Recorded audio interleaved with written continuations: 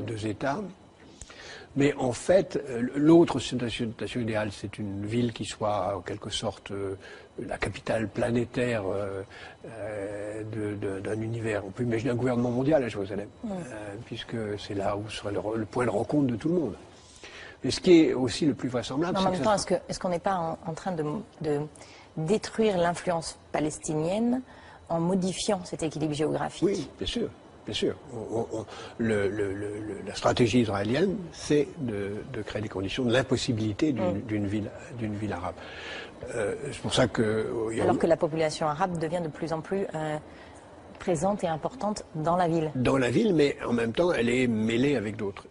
Et puis, il y a aussi la solution qui consiste la plus vraisemblable à ne rien faire. On le voit dans les dernières négociations qui ont commencé récemment entre les administrations israéliennes, américaines, palestiniennes, avec l'idée de on va tout régler dans le conflit du Moyen-Orient, sauf deux questions, celle des réfugiés et celle de Jérusalem. C'est-à-dire que Jérusalem ne sera pas la première question réglée, mais la dernière. C'est pour ça que d'ailleurs, dans la tradition juive, on dit beaucoup que la paix à Jérusalem est la condition de la venue du Messie. Le Messie arrivera par une certaine porte de la vieille ville et il arrivera soit pour faire la paix, soit quand la paix soit faite. Donc, véritablement, il y a une dimension en quelque sorte utopiste, messianique ou utopiste, de Jérusalem comme lieu de la paix. En fait, les espoirs de paix dans cette région sont liés à ce qui se passera à Jérusalem même? On a souvent dit, par exemple, que le Liban serait le deuxième pays après l'Égypte à faire la paix.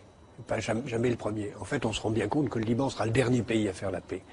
Et bien là, de la même façon, je pense que Jérusalem sera le dernier problème résolu.